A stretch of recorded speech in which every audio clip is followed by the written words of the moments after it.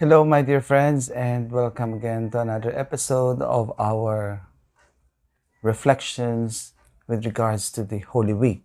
Today is Black Saturday, and we are going to reflect on the meaning of this particular day in our liturgical activities in our spiritual life.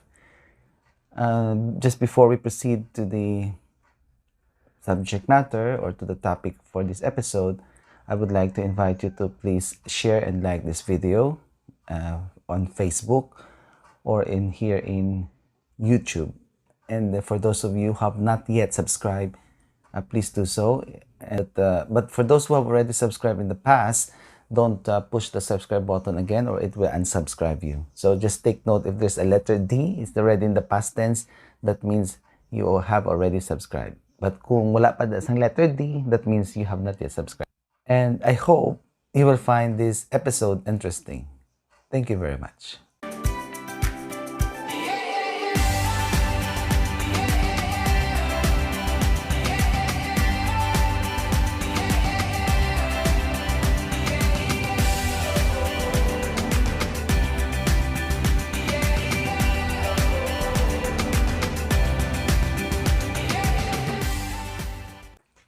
Today is Black Saturday, and in the church liturgy, the day is, shall we say, silent. So we don't have any liturgical or sacramental or celebration of the sacraments, throughout the day, up until, of course, the Paschal Vigil. And this reflects the silence of the tomb.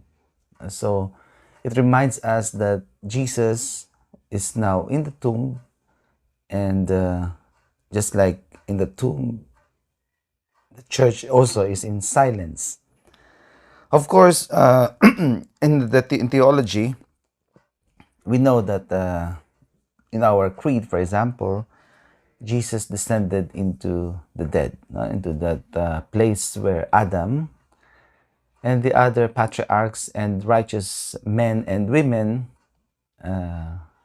stayed, because paradise, heaven, is still closed, and it was only opened when Jesus died on the cross. So it's the part of the Nicene Creed that says he descended into the dead, or he descended into hell. But of course, the hell there is not the hell of Satan, but the Hades, or the Inferno, which Inferno, not the Inferno of the devil, but the, shall we say, the Sheol of the Jewish tradition. So wherein the righteous slept an eternal peaceful sleep. But now, the new Adam, Jesus descended into that place to wake up Adam, the old Adam. Because after all, in the end, we can say that despite all the frailties of the old Adam, he was also forgiven by the Lord and is worthy to go to paradise. So that's basically the meaning of this, or rather the theological, shall we say, the theology of the Black Saturday, especially in relation to the Nicene Creed that says that Jesus descended into the dead. Okay, but I would not go on much with that topic. Rather, I would like to look at Black Saturday from a different perspective. During Holy Thursday, Holy Friday, and some of you at the very start, since Holy Monday, you have been hearing a lot about this salvation of God, the love of God, how to be good, how to be part of the, of God's mission here on earth, and so on and so forth. And I believe you have heard a lot of bombastic sermons and homilies, and also with the shitty palabras, with all those, speakers trying to exhort everybody in their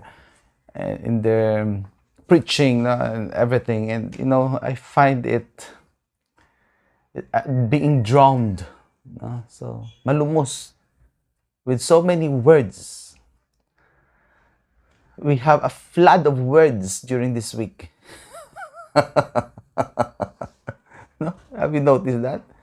Mamati ka na sa tanang nga programa, for example, in the radio or in the Facebook or even in your own respective parishes or chaplaincies, you will have so many words flowing out of the mouths of almost, well, basically from almost everybody, from your retreat, facilitators, to your catechists, to your, and even from among us priests during our homilies, during the liturgical activities of the Paschal Triduum. We are so filled with so many words, and you will sometimes feel that, oh my God, what is this? Is the Holy Week a Glibber feast? No, something like, is it the feast of so many words?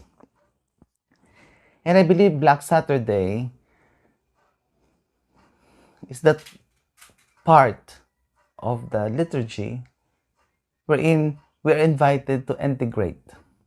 When during, for example, during palabras, when one speaker tries to outdo the other speakers, it's a competition of who can deliver the most heart-wrenching homily, or it's a competition of who can really touch the people, or who is more bombastic or is more intellectual, and so on and so forth. It's a marathon of a glibber feast. No? And after hearing all this, I think Black Saturday is the moment for us to be silent. It's the time for us to be able to integrate all that we have heard from the past days. Or else it would just be one, and it would just be more of the usual.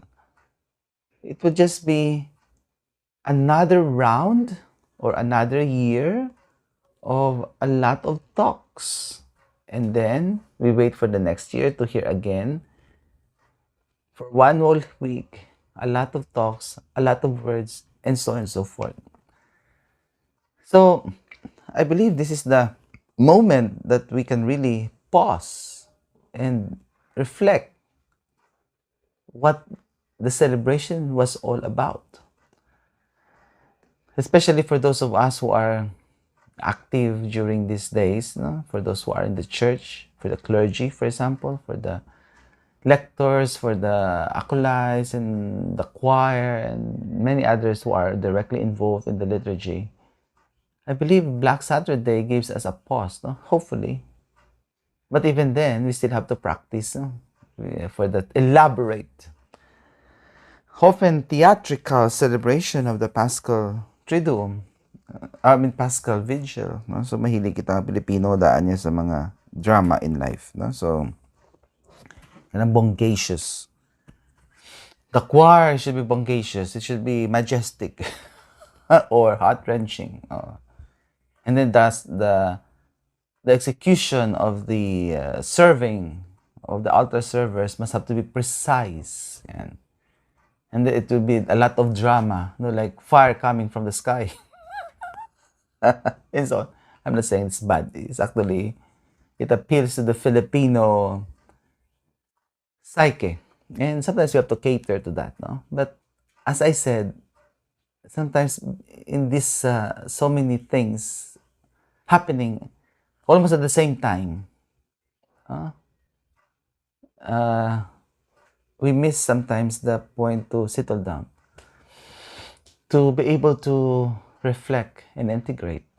So we have heard a lot, and we have seen a lot, and tonight for the Paschal Vigil we will see more. But we have to integrate it. We need packets of silence. That's why for me, for example, during the Paschal Triduum, there are packets of silence there that allows us to enter deeply into the spirit of the liturgy. For example, last Good Friday, the priests and the ministers enters without without any fanfare or without any songs, without any, you know, cereales, for example. So it's a plain and simple silent procession towards the altar. And that silent invites you to enter into that spirit of the passion of the Lord. And for example, during the prayers of the faithful of Good Friday, there are pockets of silence there when people are kneeling together with the minister as the minister prepares to say the prayers in behalf of the people. So there are also pockets of silence there. And I believe that is moments of, and those are the moments where we are invited by the church through the liturgy to stop, pause, and reflect. So, my dear friends, my dear brothers and sisters in the Lord, in this Black Saturday, I think that's it. No? Those are my thoughts. And I don't want to burden you with any theologies or Bible study materials, but I would just like to invite you to enter into the silence of the tomb, to spend time with yourself and with others, but more so trying to integrate, trying to reflect back on everything that you have heard from those homilies and shitty palabras and recollections and everything, and try to make it etch into your hearts, into your mind, or else it would just like be water flowing through a sieve. So may God bless us, and looking forward to a happy and joyful celebration of Easter. May God bless us all.